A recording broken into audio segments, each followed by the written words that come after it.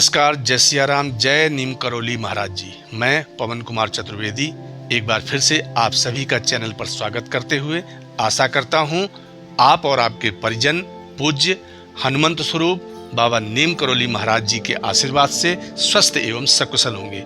इन्हीं शुभ मंगल कामनाओं के साथ बढ़ते हैं आज के अद्भुत क्रमांक की ओर। गोस्वामी तुलसीदास जी द्वारा रचित श्री रामचरितमानस एक सिद्ध ग्रंथ है और इस ग्रंथ की एक एक चौपाई, दोहा, सोरठा, छंद एवं इसके श्लोक सिद्ध महामंत्र हैं और इन्हें भगवान शिव जी का पूर्ण आशीर्वाद प्राप्त है। इसके पीछे एक कथा आती है। ऐसा कहा जाता है कि जब श्री गोस्वामी तुलसीदास जी ने श्री रामचरितमानस की रचना पूर्ण कर ली, इसके बाद एक दिन गोस्वामी तुलसीदास जी इस पावन ग्रंथ को लेकर काशी गए और भगवान काशी विश्वनाथ के दर्शन किए। दर्शन के पश्चात गोस्वामी तुलसीदास जी ने वहां उपस्थित साधकों, संतों एवं विद्वान पुरुषों से श्री रामचरितमानस की चर्चा करना प्रारंभ कर दिया।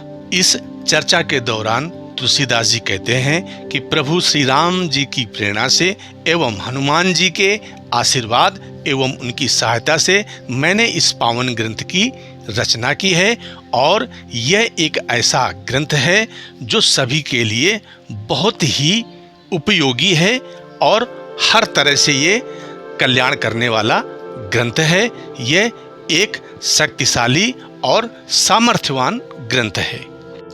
किंतु वहां उपस्थित लोगों ने तुलसीदास जी की इस कृति अर्थात रामचरितमानस की प्रशंसा के बजाय आलोचना करना प्रारंभ कर दिया और ये कहा कि यह कुछ नहीं, यह एक आम किताब है। काशी के संत और विद्वान रामचरितमानस को आम किताब कह रहे हैं। ऐसा सुन बाबा तुलसी का मन बहुत दुखी हुआ और अधीर हृदय से उन्होंने मन ही मन अपने आराध्य प्रभु श्री राम जी एवं हनुमान जी का ध्यान करते हुए भगवान भोलेनाथ से विनती करना प्रारंभ किया और कहा, प्रभु आज हमारी लाज रखना और इस पावन ग्रंथ की भी लाज रखना, क्योंकि रचि महेश निज मानस राखा और पाई सुसमय उमासन भाखा। शंभु प्रसाद सुमति ही हुलसी रामचरित मानस कवि तुलसी। तुलसीदास जी मन ही मन भगवान भोलेनाथ से प्रार्थना कर रहे हैं और कह रहे हैं, मैंने जो कुछ भी लिखा है वो प्रभु श्री राम जी एवं आपकी प्रेरणा से ही लिखा है और यदि आज इस रामचरितमानस का अपमान हो गया तो ये हमारा नहीं, आपका और आपके आराध्य प्रभु श्री राम जी का अपमान होगा। कहते हैं इसके बाद तुलसीदास जी ने रामचरितमानस की श्रेष्ठता के लिए उन संतों एवं विद्वानों से शर्त लगा ली कि ठीक है, चलिए आप लोग कह रहे हो कि यह एक आम पुस्तक है, जबकि मैं ये कह रहा हूँ कि रामचरितमानस एक शिव हस्ताक्षरित एवं पवित्र ग्रंथ है, लेकिन आप लोग मानने को तैयार नहीं हो तो एक काम कीजिए, आप इस आम पुस्तक को गर्भगृह में सबसे नीचे रखिए। अब निर्णय स्वयं भोलेनाथ ही करेंगे।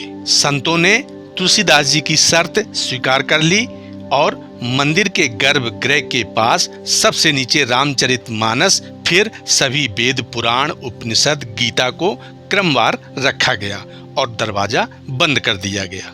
वहां उपस्थित सभी लोग हंस रहे थे कि तुलसीदास जी का रामचरितमानस भी कोई ग्रंथ है, लेकिन सुबह हुई, मंदिर के कपाट खुले, दृश्य देखकर सब हैरान रह गए। जो रामचरितमानस सबसे नीचे रखी हुई थी, अब वो सबसे ऊपर है। संतों ने तुलसीदास जी से क्षमा याचना की और सभी ने एक स्वर में कहा कि श्री रामचरितमानस एक श्रेष्ठ ग्रंथ है और इसलिए इसका एक एक पद, एक एक चौपाई सिद्ध महामंत्र है। और इसलिए यदि आप रामचरितमानस का रोज पाठ करोगे तो एक घटना आपके जीवन में अवश्य घटेगी, और वो ये कि आपके सारे बिगड़े काम बनने प्रारंभ हो जाएंगे।